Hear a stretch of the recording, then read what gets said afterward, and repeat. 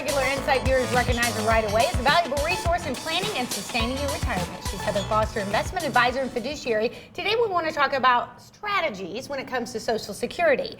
It's Social Security. It's going to come.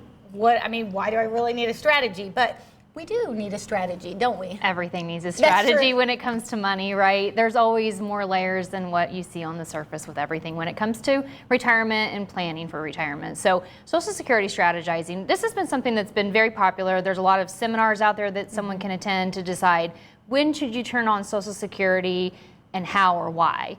So yes, most people think I'll just turn it on when I'm retired, right? That's the goal. But you can do delayed strategies still. So they did take away a loophole that closed about $9 billion back in 2016, which allowed people to do restricted applications at the age of 62. And now they say, hey, you can still do some planning with this, but you need to do it at full retirement age. So that's one thing that we want to look at is, okay, from just a numbers perspective, does it make sense for someone to delay Social Security? To say, hey, I don't want to take this until I'm absolutely forced to take it at 70. Or does it make sense for me to turn it on?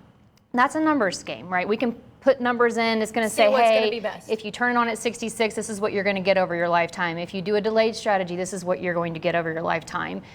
Here's the age that you need to live to. We call it the break-even point. So that if you delay Social Security, you've given up several years of income, so you have to live long enough to make back those years that you gave up. That's another factor. I always tell people you also need to factor in things like your health, your parents' health, because longevity is important. The typical numbers that come back to us are saying that most people will live to age 92. Some people will, some people won't, so we want to take that as a factor into the consideration of how is your health, did your parents live long, things like that. The main thing that I like to look at, though, is it from a tax perspective, of course. I want to take it a little bit different, right? Which is if I delay Social Security, and I know I'm going to get more from Social Security if I delay it than I'm going to get if I turn it on early. I also know that reasonably speaking, this person anticipates living past that age of the break point. Then we go to, should I also leave Social Security off for the reason of draining someone's IRA? Now, you may not like the sound of draining your IRA. No, there's something about that seems wrong, but I'm guessing you're going to tell me it's not. It's not necessarily wrong, because let's just talk about somebody that has a really large 401k, they roll it to an IRA, and they're going to wait to take their required minimum distributions. Now that they're proposing to change that age of the required minimum distribution to age 72, that's called the Secure Act. It's not been passed in the Senate quite yet, but it looks like it's potentially going to.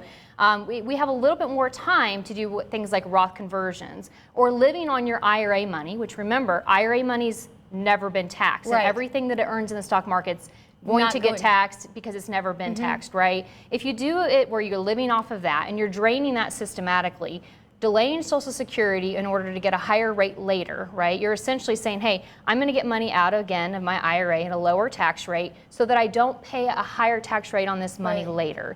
And as well as if you've got your Social Security off, you may have more room to do larger Roth conversions. The conversions, once they're done, the money grows tax-free. There is huge tax savings if you are someone that has a large IRA or a large 401k. The Social Security strategy, again, there's two different pieces to it. There's just the number side of it, right? Does it make sense to delay it just to get more from Social Security? But then there's the second layer that says, hey, will I actually pay less in taxes if I leave Social Security off, drain some of my IRA now, and then start it to live on it as a higher income later on in retirement? For most people, if you've got a large IRA, I'd say over $750,000 of 401k money or qualified funds of some sort, a lot of times a delayed strategy will make sense from that perspective, especially given some of the Secure Act things. The other thing I want to say about Social Security and leaving it off and doing it for the purpose of draining the IRA, part of the Secure Act was that they were suggesting that we would no longer be able to do beneficiary IRAs, meaning your kids may not be able to inherit your IRAs. They're going to have to drain them over 10 years. What is the likelihood that your kids are still working, right? If you pass away in your 70s or 80s, more than likely your children are still in their earning years. And if they have to then turn around and drain that IRA over a 10-year period, again, a lot higher taxes.